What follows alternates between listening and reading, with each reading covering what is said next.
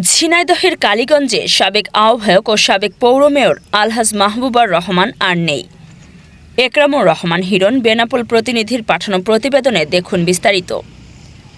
ঝিনাইদহের কালীগঞ্জ উপজেলা বিএনপির সাবেক আহ্বায়ক, সাবেক পৌর মেয়র এবং এলাকার জনপ্রিয় বর্ষিয়ান রাজনীতিবিদ আলহাজ মাহবুবুর রহমান আর নেই। মঙ্গলবার আনুমানিক রাত 12টার দিকে তিনি শেষ নিঃশ্বাস ত্যাগ করেন।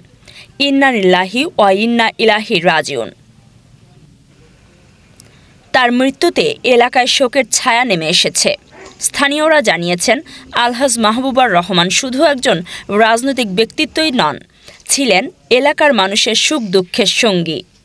দীর্ঘ রাজনৈতিক জীবনে তিনি সব সময় মানুষের পাশে দাঁড়িয়েছেন, হোক তা ব্যক্তিগত সমস্যা, সামাজিক সংকট কিংবা যে কোনো জনদুর্ভোগ। মানুষের প্রতি তার আন্তরিকতা, সহনশীলতা ও ব্যক্তিত্বপূর্ণ নেতৃত্ব আজও সবার স্মৃতিতে অম্লান।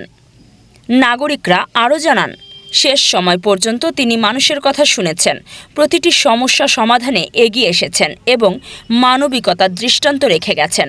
তার মৃত্যুতে যে অপূরণীয় শূন্যতা সৃষ্টি হয়েছে তা সহজে পূরণ হওয়ার নয়।